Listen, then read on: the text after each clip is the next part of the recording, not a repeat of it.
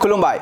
बे समाव भारत आरो पाकिस्ताननि गेजेराव जानाय वारनि सायाव चीन हादोरनिफ्राय मोनसे गिदिर फोसावनाय। चीन हादोरनि बायजोआरि मन्थ्रि बिफाननि गाहाय फोसावनाय। चीनआ पाकिस्तानखौ हेफाजाब खालामा। चीनआ जेब्लायबो गोजोनखौ लुबैयो। जायखिजाया थासारियावनो उदखारिफोरखौ हेफाजाब खालामा चीनआ। चीन हादरा दावहानिफ्राय गोजानाव।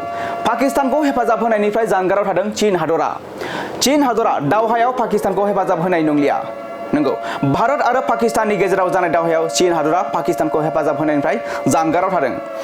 भारत आरो पाकिस्ताननि गेजेराव जानाय दावहायाव चीन हादरा भारतखौ गाग्लोबनो थाखाय पाकिस्तानखौ सिगां समाव मदद खालामदोंमोन।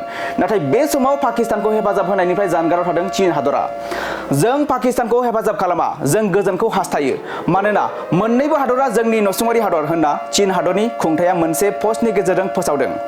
पाकिस्तान आरो भारतआ चीन हादरनि नसुंआरि हादर, जायनि थाखाय चीन हादरा भारत आरो पाकिस्ताननि गेजेराव जानाय दावहानिफ्राय जानगाराव थादों आरो जायनि थाखाय पाकिस्तानखौ हेफाजाब होआ होनना बुंदों चीन हादरनि खुंथाया।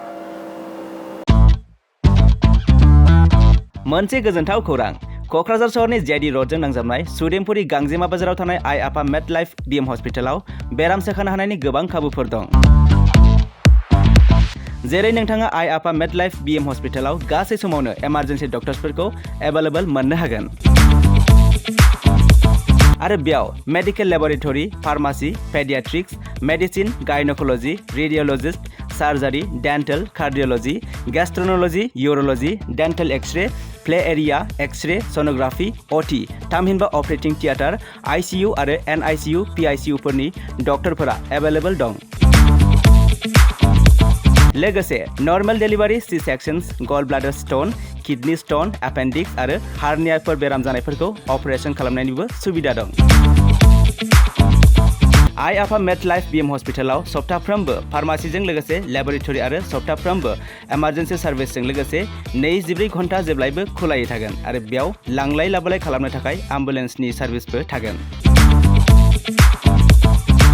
बेनिखायनो ओनसोलनि सुबुंफोरा बेराम आजारफोरजों भुगिनानै दंब्ला क'क्राझार सहरनि आइ आफा मेड लाइफ बिएम हस्पिटालाव फाहामथाय लाफैनो हागोन। लोगोसे नोंथाङा 9101655430 एबा 8822688026 बे जानबुं नम्बरनि गेजेरजों थोंजों कल खालामना आबुङै खौरां लाहरनो हागोन।